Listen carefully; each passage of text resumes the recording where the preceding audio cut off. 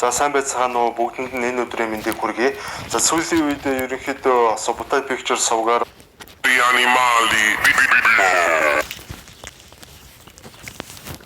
угаараа дандаа олон улсын харилцаа бүх хүн ичээдийн модтой төрлөг хэлцээд тамиш аймаг хүн ямар ч адгүй төрсэн байлаа. Эцэг их нь үүнийг мэдэнгүүтээ түүнийг гэрээсээ хүн гаргаж найзууд нь хүртэл нүүр буруулан чулуун шидэн хөөж охин амиа урахын тулд зүгтгад хүрдэг. Гэвч тэр үед тэрээр нэг нууцлаг слаймтай таарч тэрийгээ сургаад сорог их нэрийг өгч түүний амьдрал оронгороо өрсөлдөнө. За сайн уцгаа энэ удаад хамгийн сул дорой аратан сургагч хогтух аялалд гарав гэх хөргөн анимыг ярьж өгөхөр бэлтлээ.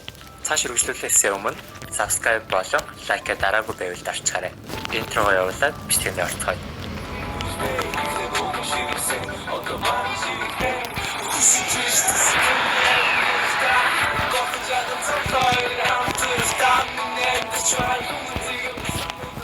Түүх нэгэн модон сэлбэр хийж буй эрэхтэй хүүхдийн ойлгох чимээг сонссноор эхэлж тэр дотогш гүйж орно. Үүсгэгч нь түүнд эрүүл ахын төвчнийг дуулгахад эхнэр нь бид охиноо хэн гэж нэрлэхээ гэж сууж Тамиша гэж нэргүйж нөхөр нэлдэг. Энэ нэрийг сонсоод нэрээ охин инээмсэглэв. Цаг хугацаа өнгөрч Тамиша том болж нэг өдөр аав нь шинэ байшин дээр ажиллаж байхад Тамиша түүнд хоол авчирч өгөөд ахтайгаа хамт сууж хоол идэцгээдэг. Хооллож байхдаа Тамиша талхандаа ахаж аав нь шид ашиглан ус бий болгож охинд өглөө. Ах нь түүнийг 50 мэдээж гэж хэлэхэд Тамиша би өсөж байгаа болохоор их идэх хэрэгтэй гэж хариулна. Гэртээ харих замд ээж нь инээмсэглэн угтаж хоолны ширээ тасцгаах зур ах нь түүнийг шидийг наад захын зүйлийг сурах хэрэгтэй гэж шаалхад ээж нь тэр өөрийн хурдаар сурах болно гэж хэлэв. Ингээд гэр бүл хамтдаа жаргалтайгаар хоолоо зовлоно. Тоглоомороо тоолцохдоо Тамиша миний төрсөн өдөр удахгүй боллоо гэж хэлэхэд аав нь тийм ээ бурхнаас онцгой бэлэг аавна өөрийн чадвараа гэдэг. Ээж нь нэмсгэлэн Тамиша 5 нас хүрэх гэж байгаа баяртай байна уу гэж асуухад гинэт хаалга төвших чимээ гарч тэдний тасганы зүүн чимэгтэй лөө баярлжээ. Тэр Тамишад төрсөн өдрийн мэнд хүргэж мөн эцэслэл хүртэхээр ирлээ гэж хэлнэ. Ээж нь түүнийг Өдрөсөйг сөрхөлтөөр гарч ирэх байлгүй дээ. Гүлгээд Tung sahur. A terrifying anomaly that only appears at sahur. It is said that if someone calls sahur 3 times and there is no response, this priest will come to your house. Хацаа юу гэж хэлээд байгааг мэдэхгүй сайн царайтай юм уу? Тэмээ. Яа, өшөө төлөвний магнаа гэдэг гадаа. Чиний цэхэр дээр хэлтийг хараад байж чадахгүй. Дээр хэл биш 100% мод хатсан мод. Манай зөвлөө юу гэдэг вэ? Хараа, хоёр өдөр дуртай кофег зарна гэж. Оочлохгүй халтар марч. Үгүй. Мадлаац гаваад манай гэрийн гадаанаас сорсон болоод ёо. Чичи яасан том уурвэ. Чичи яасан чичиг юм. Ураас гарч ирсэн загсч. Хангалтай. Сахар дүүд. Окрбэр мадам гэрсүүдээр чараа чирээд гараад ирээ. Тэр хоон байна. Чичин бишөртөө бодгич нэ да. Өнөр гурав тарж байгаа таалгад эвтлээд орсон шүү. Апаа хөрх. Өнөө брос манд нэмэлт хэрэгтэй байна. Буу аваад ирээрэй. Окей. За. 3 2 байж би гараадчлаа. За.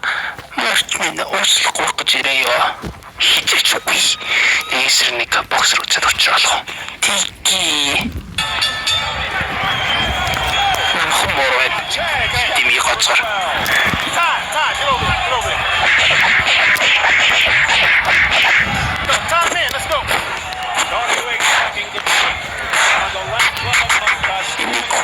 Чишэл тараа юм бай. Яа. Намайг чамд амар ялсахгүй шүү.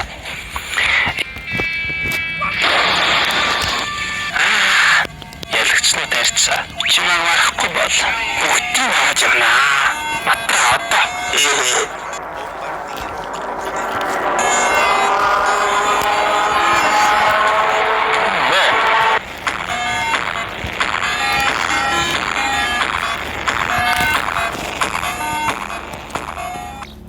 бүх хүн ичээдийн мод бүр явж уулын хулгам зарсныхаа дараа талхавч идээд дараа нь усан дорж сэтгэлээ сэргээгээд сороод цэгэр шингэн өгч бүрөө талхаа идэж суулаа. Маргааш нь тасгнаар дугаалж явхад Аюу хідэн адлын явдлах хаягчээд олж хараад тэднийг өөрийг нь хайж явах хүмүүс болохыг ойлгоод жоохон айсан ч тэд Аюуг таньсангүй.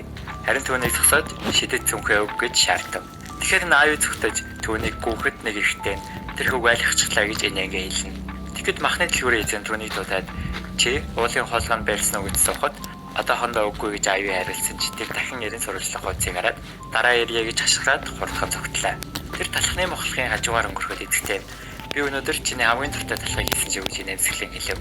Гэвч Аюу хан дээр өөрийн нэрийн сурвалжлах хуудсыг дахин хараад сандран гүйж одов. Удалгүй модны мөч дээр Аюу сууж нулимс туслуулан уйлж байлаа. Тэр саврыг гаргаж ирээд чи бодож үзсэн үү? Хаан ихтэй надад зэрүүлсэн газар байдаг болов хэмээн шивнэв. Дараа өдөр нь тэд ойд өндөр асгаж байх ба Аюу бүх тосгоноор нэрийн сурвалжлах хуудсууд байрлсан бол удахгүй тосгоноос явах хэрэгтэйгээ бодно. Гэтэл хоёр замтай уулзуур дээр ирж зогсов. Газар